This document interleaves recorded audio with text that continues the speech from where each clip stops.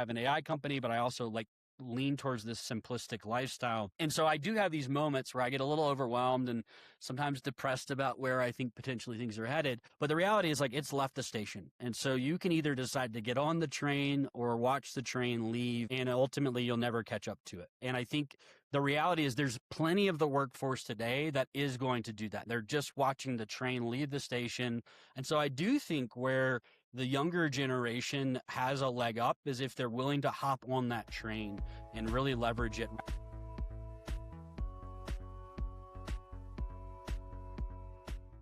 Jesse, thank you for taking the time to jump on Tide Talks today.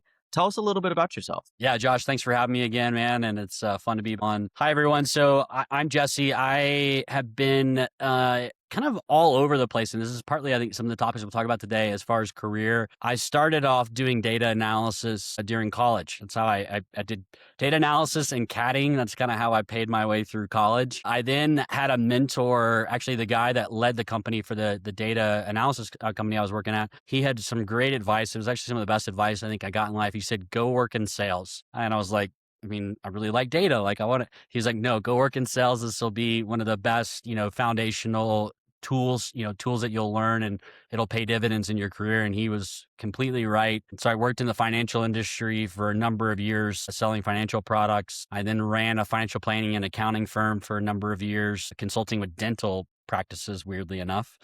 And then I got an offer to be a partner in the firm. And it was like a 10-year buy-in, multi-million-dollar buy-in. And it would have been great money-wise. But I just had that thought of like, do I really want to do this the rest of my career? And so that was about almost 12 years ago, 10 or 12 years ago.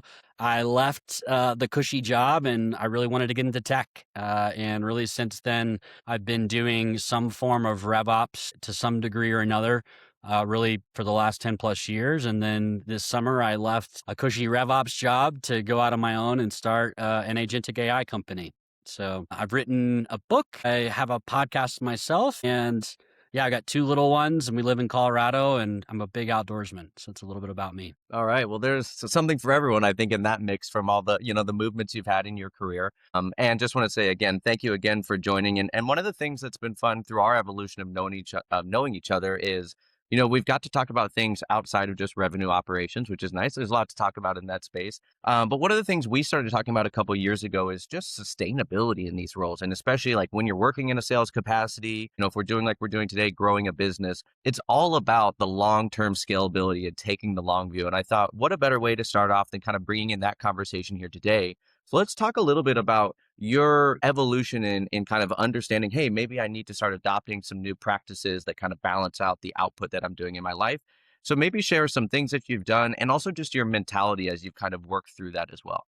Yeah, that's a great question. I think most of us, that I would say, I love what I do, right, which I think makes a big difference. I think, if I think about it's one thing I've been very fortunate at is I've been able to pursue the things that I really am passionate about in life. And so I think, weirdly enough, that's one of the keys in my mind in a lot of ways, for it. It's hard to get up and do, work as hard as we work day in and day out if you don't enjoy what you do. So I think that's a big one.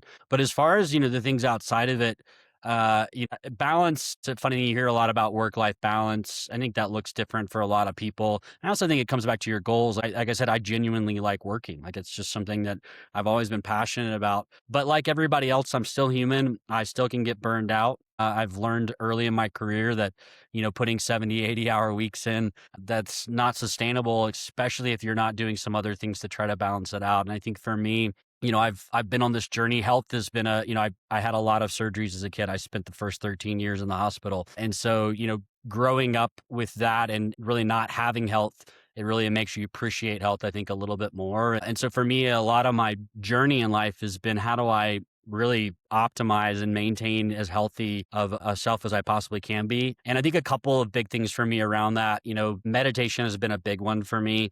And I think that looks different for a lot of people, and I think that's fine. But, ultimately really focusing on breath work, taking space in a day. I have an acupressure mat. For those of you who don't know what that is, it's almost like golf cleats that are turned upside down, and it's like this spiky mat that you lay on. And it takes a little bit to get used to at the beginning. It can actually be a little painful, but I do it every night. It's the thing I do consistently every single day. Even I'm down in my cabin right now. I even have one down here. And I'll even travel with one a lot of times. I traveled, I think I spent 5 months in Europe last year, and I literally would take this acupressure mat with me to Europe. And that for me has been a really great centering point. I spend 15 minutes at night right before I go to bed. It doesn't matter if I get home at midnight from an event, I still will do that day in and day out. I focus on really deep breath work. That's been huge for me the last couple of years. I think that's probably been one of the biggest ones. I could go into a lot more detail on some other ones, but I think those have been some of the, I think again, passion and making sure you enjoy what you do. And for me, like that consistency and breathing meditation, and even like throughout my day, I have sticky notes around my computer that also are kind of my guides, and one of them is breathe. And that's something that I've, especially the last few years, as I've gotten into more leadership, I would say higher level leadership type roles, it's really important, and that's made a big difference. So much greatness there. And I was writing down a few notes. And when you first talked about, the one thing I always think about, and I try to remind myself, and it's a principle, is health is the first wealth. So, it doesn't matter how much money you have. If you don't have health, that's the only thing that you're going to want to get, and the one thing you can't really buy. And so I always think about that, and I try to remind and repeat that to the people around me, to also kind of like just have that type of mentality around you. And a couple things you said, which I think are really important for people. One, it's not a cure-all. Like meditation, breath work, all of these things, they're not going to, change if you really dislike your work or the things that you're doing. But they are a way of creating balance. And what I heard, a couple of things that you were talking, is reminders and consistency. And I think when you get into this, especially from my own experience, it took about 6 months worth of discipline of meditation to really actually find out what it was. And it's a weird thing to think about doing something every day, or, almost every day for 6 months without any type of result. But through my own evolution, I started to, kind of what I would say, like tap into what that experience is like, and just the calmness, because, and we are inundated by notifications and updates, and, we're parents, so we've got kids always, needing our support as well. How did you, and I love the idea of putting sticky notes around, because just subtle reminders can help human beings stay on our path. But what other things helped as you developed this discipline? Are there any like tips and tricks that you've had along the way? Yeah, I mean, again, I think a couple of things, like part of it's prioritization. Like everybody is busy. This idea, you hear this a lot, like I didn't have time for that, or I didn't have time for this, or and ultimately we make time for the things that are important in life. And if we don't know what that is, it's really hard to be consistent, right? And what I mean by that is, like, a lot of people say, like, I want to work out. Right. We're getting up on the New Year's right now. So you hear a lot of like, I want to go work out. And, most of the people start off strong. And I've been one of those people. It's not like I'm above that. But I think a lot of it's intentionality, right? It's stating the intention and holding yourself not accountable, but almost accountable to yourself of what those priorities are. I told my teams a lot of times, like, not are we working hard, but are we working on the right things? And I think it's the same thing in our lives. Like, are we prioritizing the right things? And so I think a lot of it's just alignment, like, and being true to yourself. And by true to yourself, that doesn't mean like, I'm true to myself. It means like, is health really a priority? Is it just, lip talk? Is it something that we just say to make ourselves feel good? Or are we really aligning ourselves to that? And it sounds Yeah. kind of woo woo, but to me, like, that intentionality is everything. And to your point, the consistency is what makes all the difference in the world. I do work out a lot. I do eat really healthy. I do a lot of the other things, but I will be frank, like, I'm not always consistent. Like, if I get sick, it's harder to get motivated to work out. If, I'm busy traveling and I'm jet lagged, I traveled to Europe a ton last year. Like, that's really hard to do. And so for me, it was, what is the one thing that I can commit to that, again, is intentionality towards that health and being consistent about it. And I think that's really where the big difference makes. But it's being very clear about those goals. And I mean, I literally, I sit down every year, I do a planning exercise. My wife and I both do it. We do it jointly and also separately, where it's like, hey, what are the things that we, I always say, what's my word of the year, and what is like our kind of 5 biggest objectives, and health is always on that list. It's always has been, but I write it down because I want to remind myself that it is a priority. And if it is a priority, therefore I need to make time to actually do it.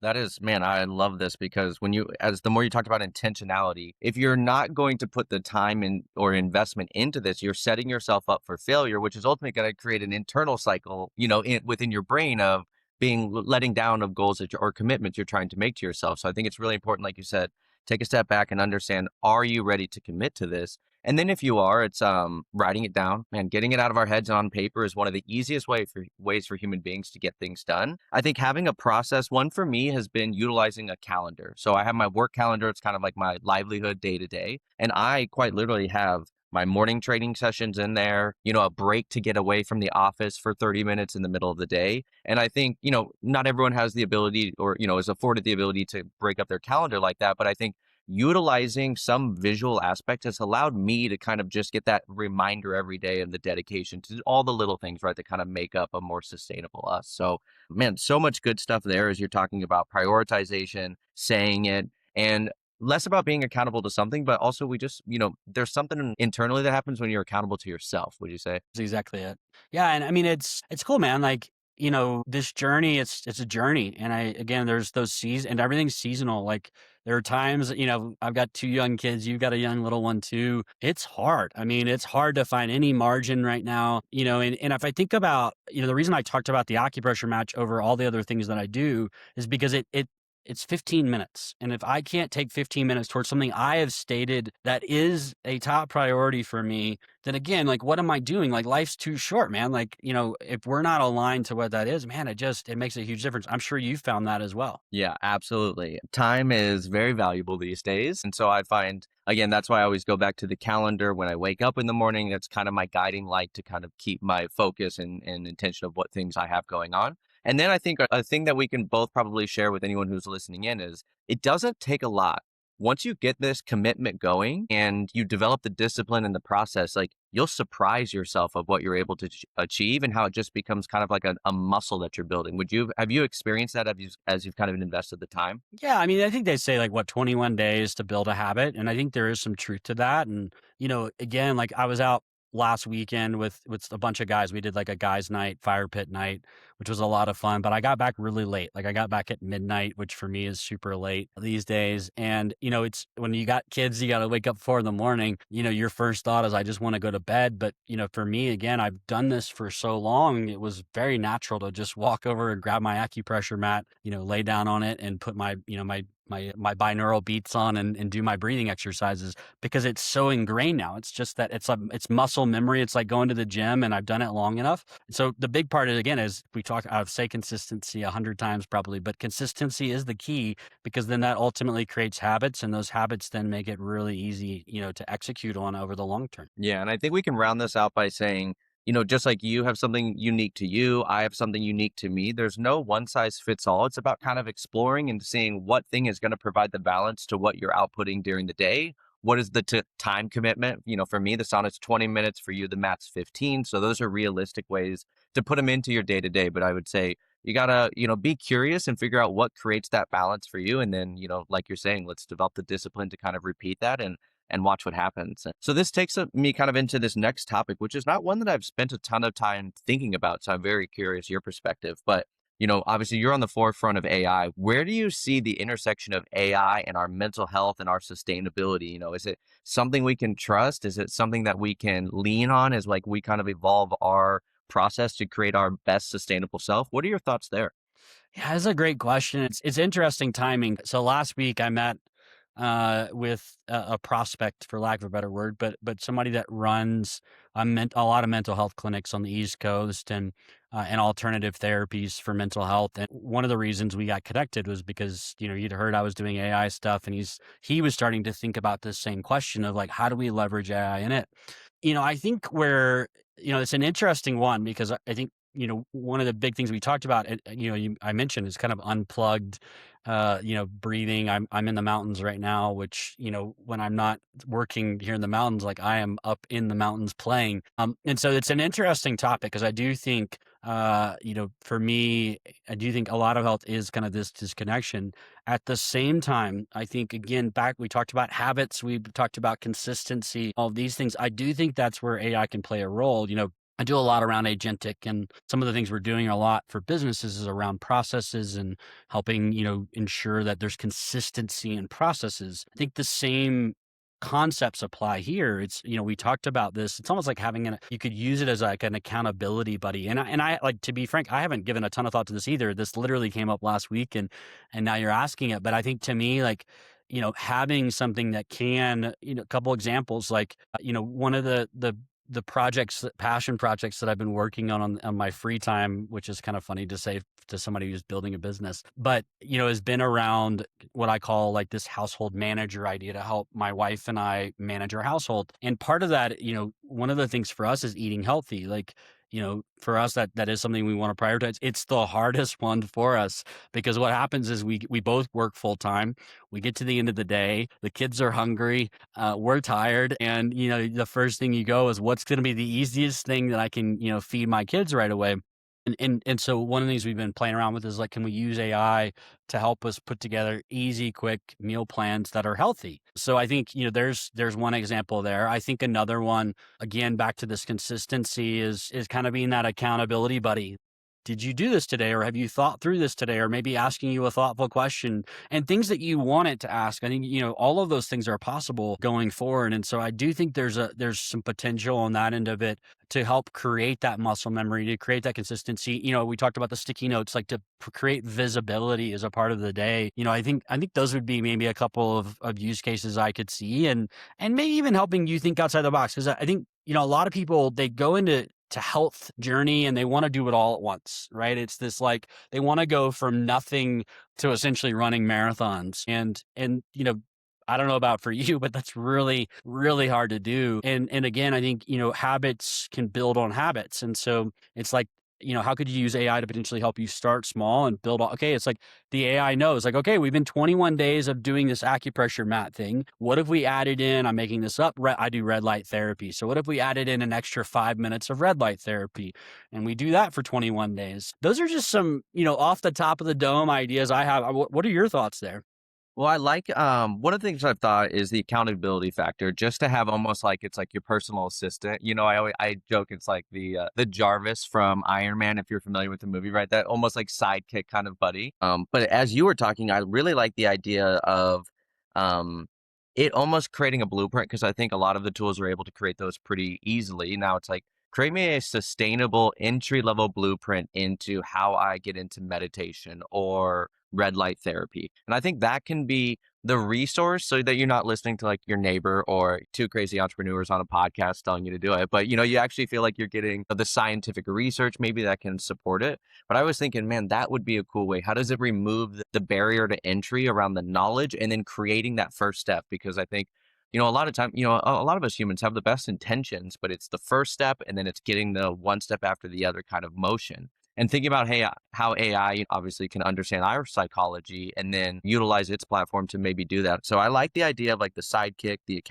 accountability, and then taking it to the next level. Because as you and I think are in the same mindset, you always are like, okay, I've got this discipline down, but what else can I add to the routine who's going to create the longer version of me, right? So I would love a little challenge aspect to it. It's like, hey, can we get some more steps in today? What if we did an extra 1,000 steps? This could do this to your, all of these different variables. And I think once you then connect it to your health data, whether you're wearing some of the straps or, a watch or something, then I think you're starting to like really create that almost that like, I don't want to say doctor, but it's almost like your health profile, if you will, if that makes sense. I like that a lot because you could even tie it to outcomes. So it's like, hey, I noticed, I'm making this up, but I've noticed your heart rate, which I got a notification. I have an Apple Watch. About 6 months ago, I was traveling to Europe all the time. And I actually got a notification on my watch, like, your heart rate is 10 beats, higher than normal, or whatever your resting heart rate is. And, it was like, you should probably start exercising. And it kind of woke me up. It was like, okay, like, clearly there's something going on here. I need to change some patterns of what I need to do.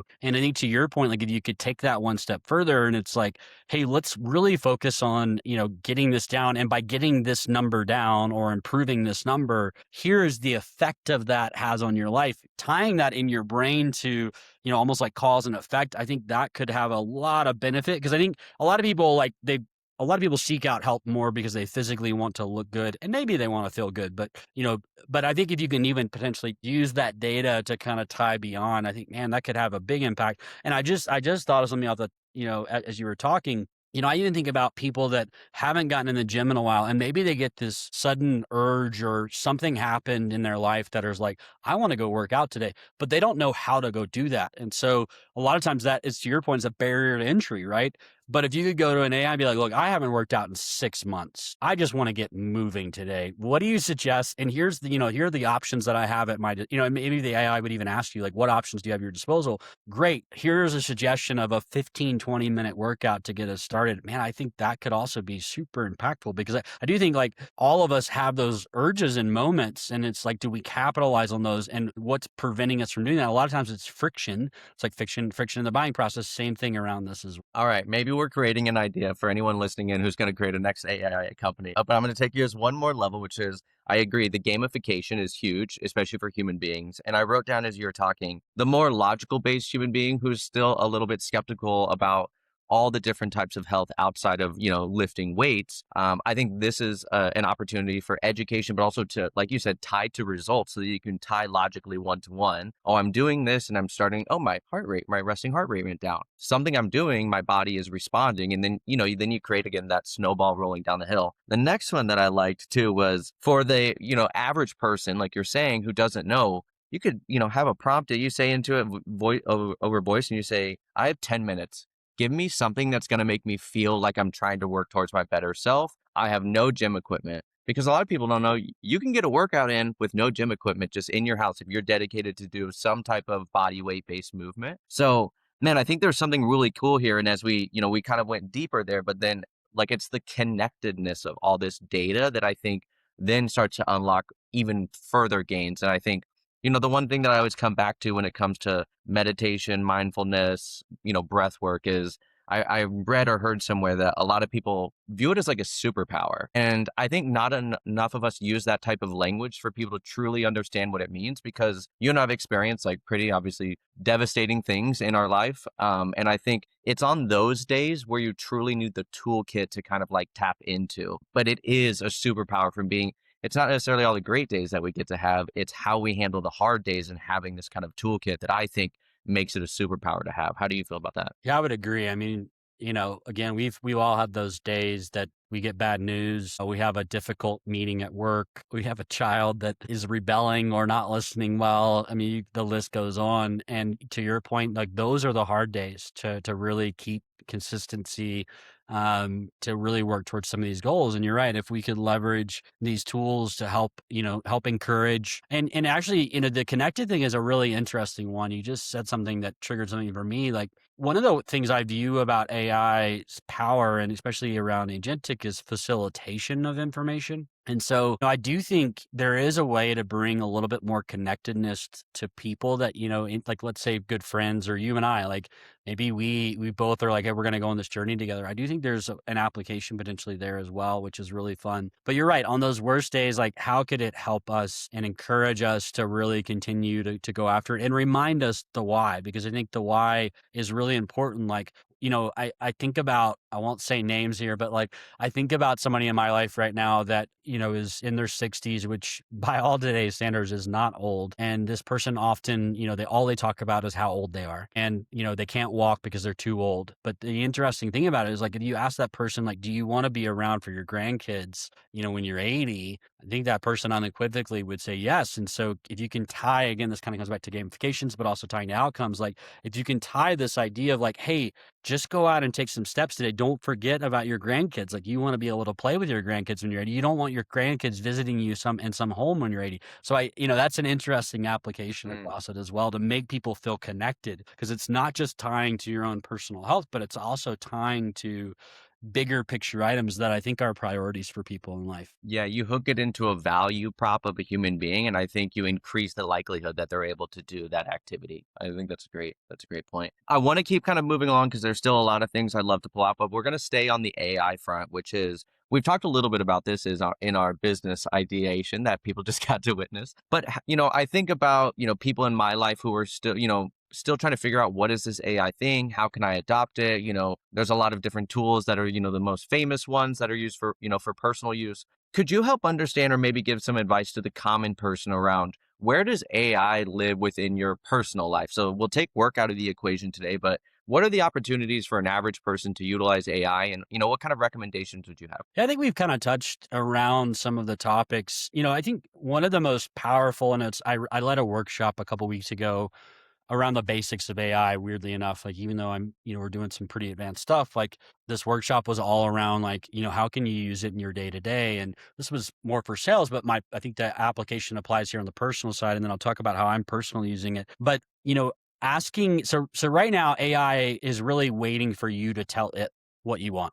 The next evolution of AI and what we're building is all around kind of having more of a guide. And so, providing a framework, but then really that guide. And so, but what you can do today to help AI guide you is one of the most important prompts that I think any of us can utilize is, do you have any questions for me that can help you better answer this question? Let's say you're like, so personally, let's say I want to eat healthier. Okay. And so you go into, any of the LLMs out there, for those of you who don't know what that is, like ChatGPT or Claude or any of those things, and you type in, I want to eat healthier. And then my best suggestion to you is the next question you should do is, hey, what questions do you have for me, Claude or ChatGPT, that can help you answer this question better for me? That one prompt, I think, is the most game-changing prompt out of anything you can do, because what it then will do is it'll be like, well, great, tell me a little bit more about, do you have, like, some people have religious backgrounds that prevent them from eating certain foods. So that might be one of the questions. Some people might have allergies. So that might be another question. Some people might really not like olives, like this guy right here. That might be another question, right? And so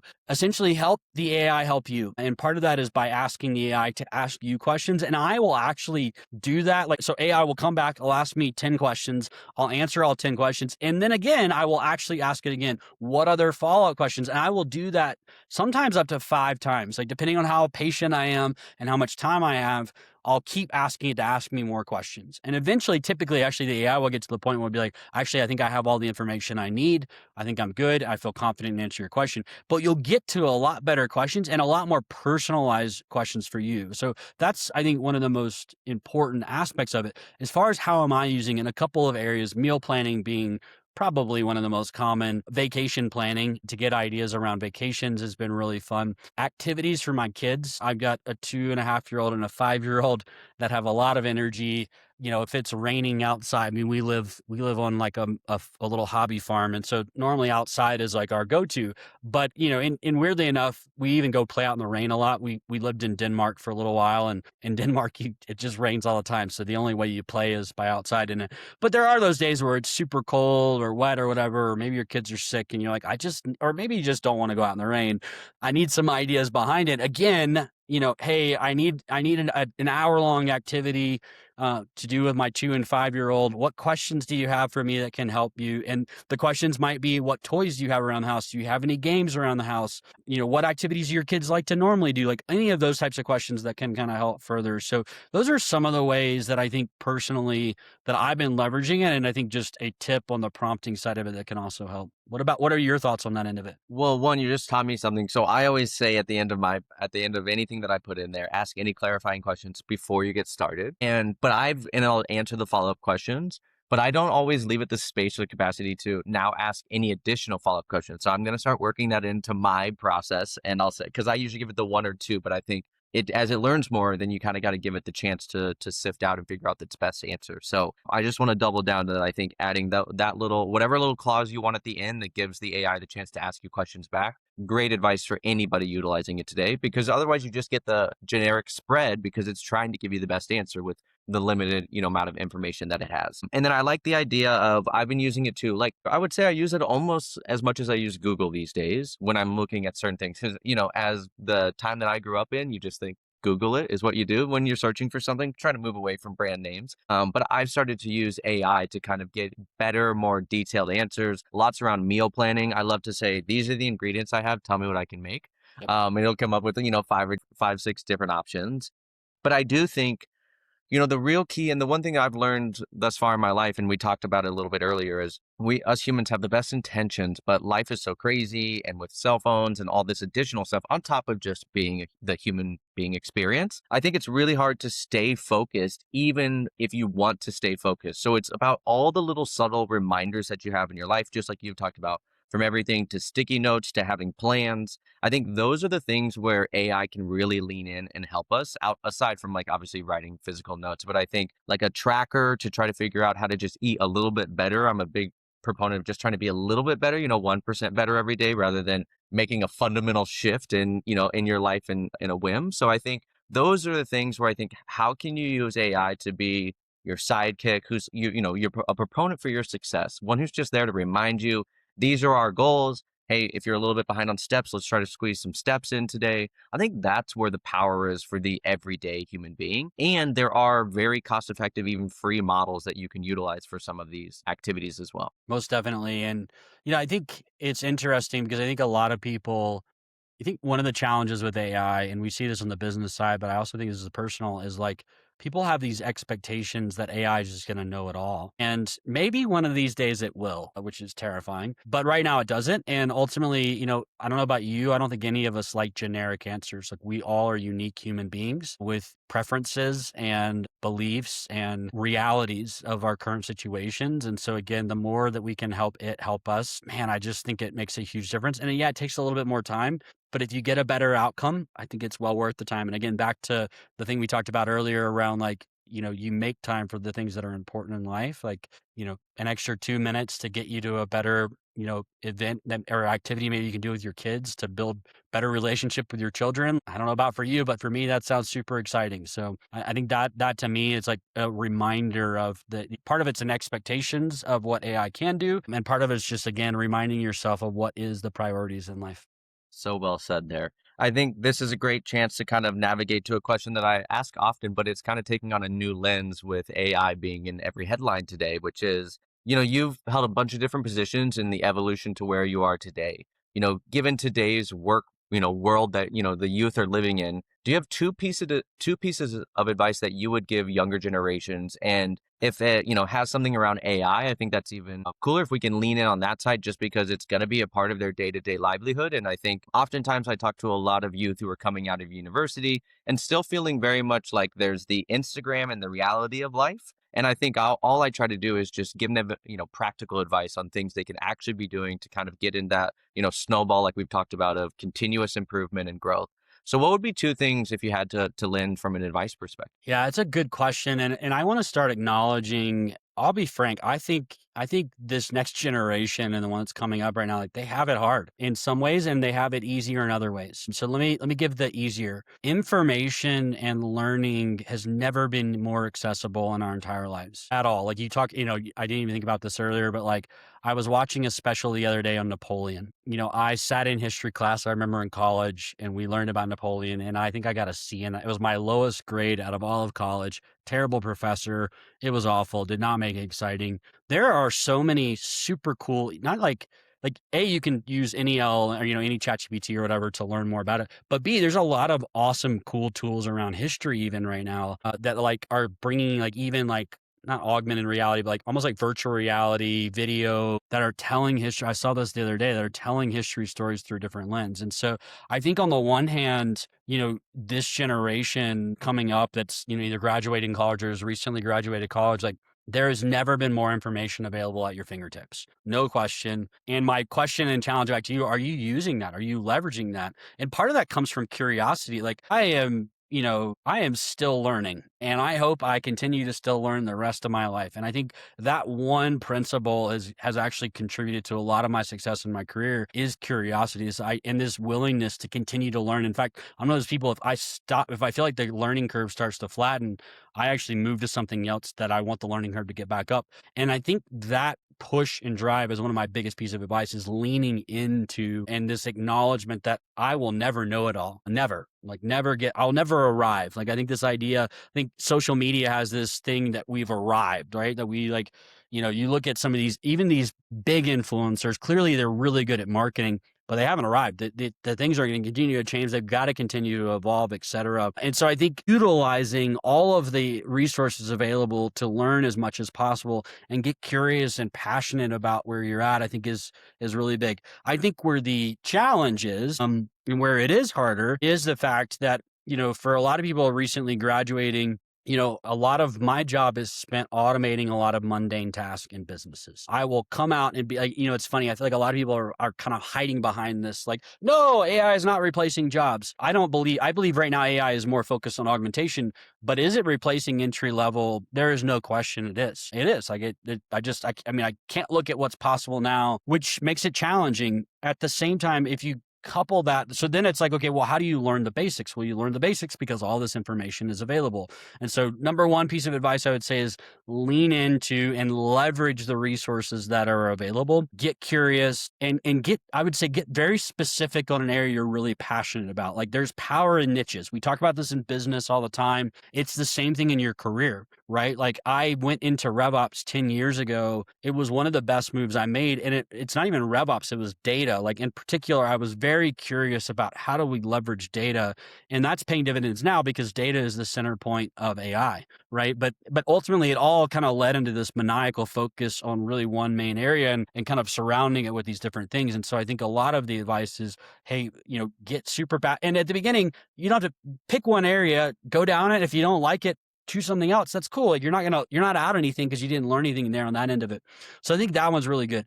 I think on the leveraging AI side, like there is no universe, and I mean this very seriously. AI, that train has left the station. So as much as some of us, and even me, like I live on a hobby farm, I'm a big bow hunter. I love mountains. Like I live for the outdoors. And so it's interesting. I have an AI company, but I also like lean towards this simplistic lifestyle. And so I do have these moments where I get a little overwhelmed and sometimes depressed about where I think potentially things are headed. But the reality is like it's left the station. And so you can either decide to get on the train or watch the train leave, and ultimately you'll never catch up to it. And I think the reality is there's plenty of the workforce today that is going to do that. They're just watching the train leave the station. They don't want to change because change is hard. It's uncomfortable. It puts us in tough situations.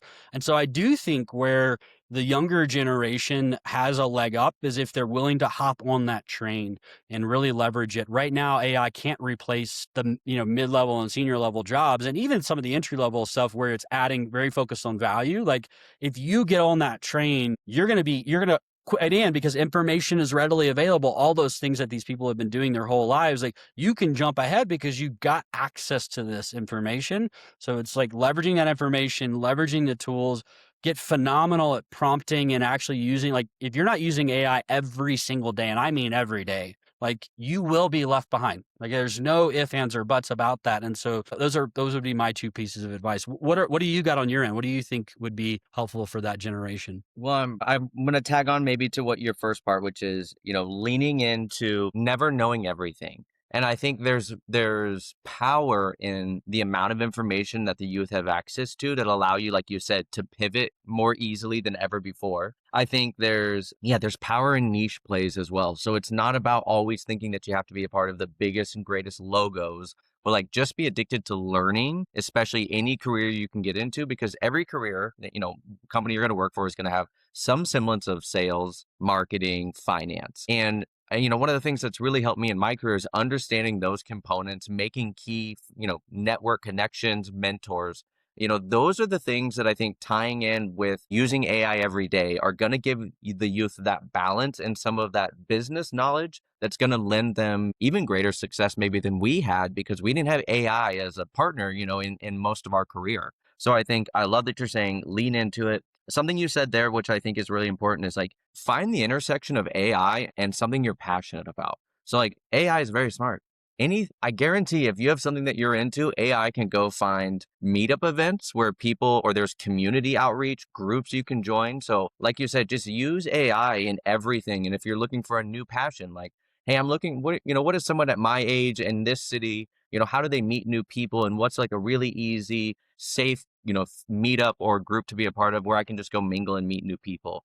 I think AI can create a sense of community. It's really easy. And the same as you, I can see like the doomsday version of it, but I also could see AI creating community in a time where community has kind of been ripped apart or it's not as stable as it was before.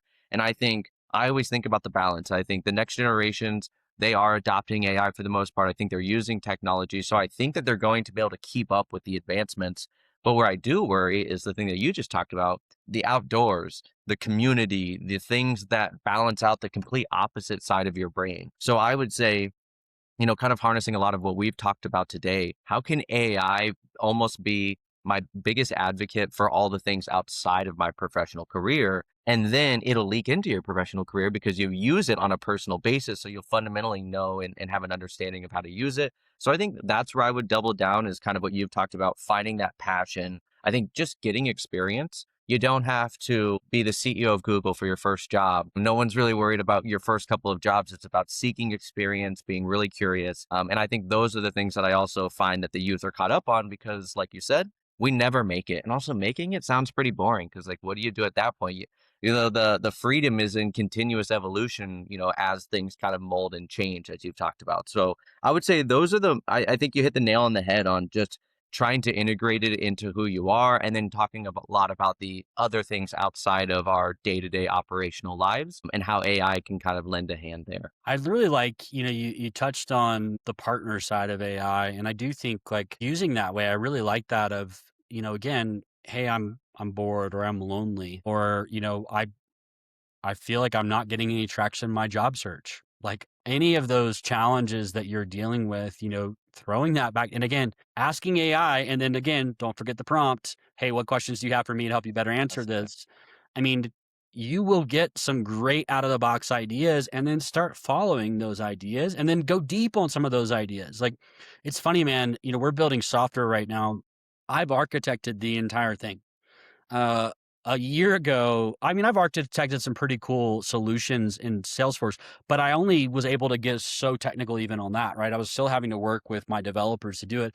Whereas this time around, like I was able to put together a 96-page technical specifications documentation, that's legit, right? And it took over a month of working with AI to get there, but you know, that possibility now, that door has been opened up. I was always kind of mid-level technical. I was the guy that played between technical and non-technical side of things, but I'm just enough technical to be able to now do some of these crazy things. And that opens up a whole world of possibilities. And I think for people, starting out in their careers, if they think about it through that lens even and what's possible, I think the sky's the limit because I think you can do some pretty amazing things right now.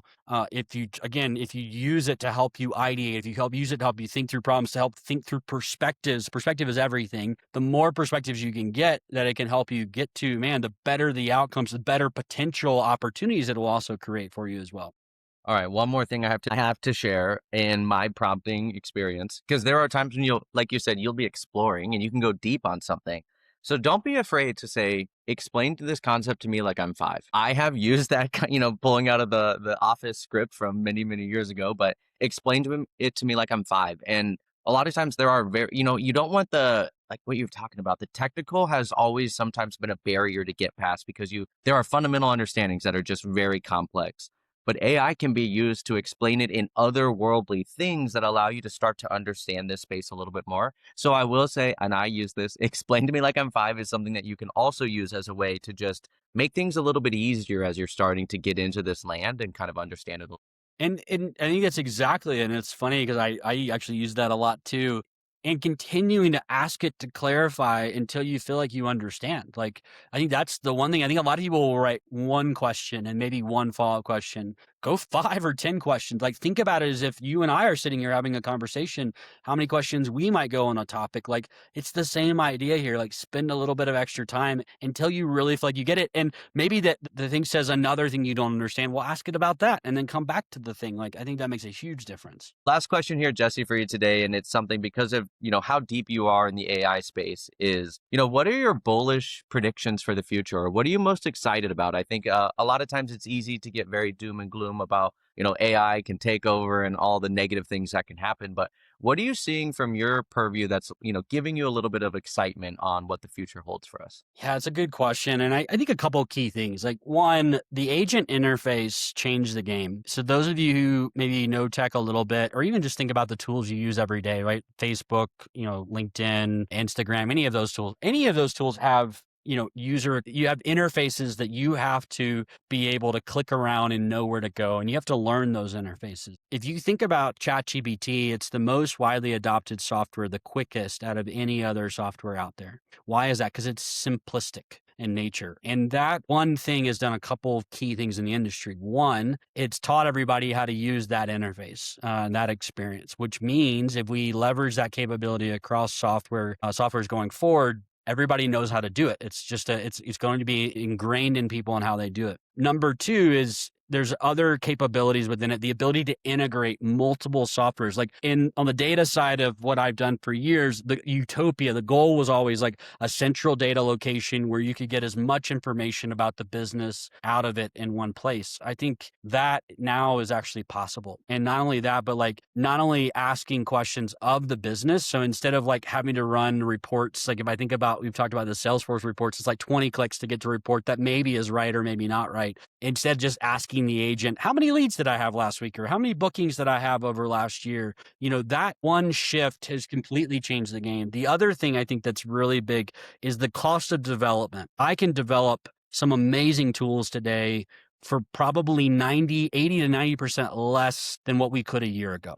That is, you're seeing $100 million software companies built on 20 to 40 people, whereas before it was 400 people to get to 100 million. So again, let's say it's 40 people today. It was 400 people last year. That is a 90% reduction. So what does that do? That means that businesses could actually start building their own solutions that are specific to solving their specific problems. And I think that is going to completely reshape the industry as we know it across the board. I also think it's going to be a better user experience for people as well. And I do think it'll lead to more creative solutions and provide exceptional client experiences. I think most companies some provide good experiences, some provide terrible. I think this will actually propel us into a world of potentially exceptional experiences and doing it in a way in which people are used to working in now because of the ChatGPTs, the Claude of the world as well. So that's like my, I don't know if I'd say revolutionary prediction, but I do think that the next 5+10 years, I think is going to be all centered around that.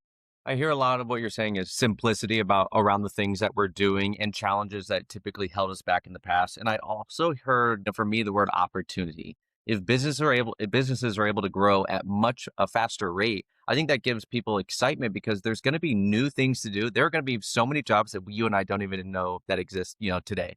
And I think that's, something to look forward to and think about that, give you reason to keep, like we've talked about, using AI on the personal side, letting it become a part of what you do day to day, because the job you might have in 10 years doesn't exist, but you may need those skills and you may need to start developing them today. I think you hit the nail on the head. And this kind of ties back to some of the stuff we talked about at the beginning.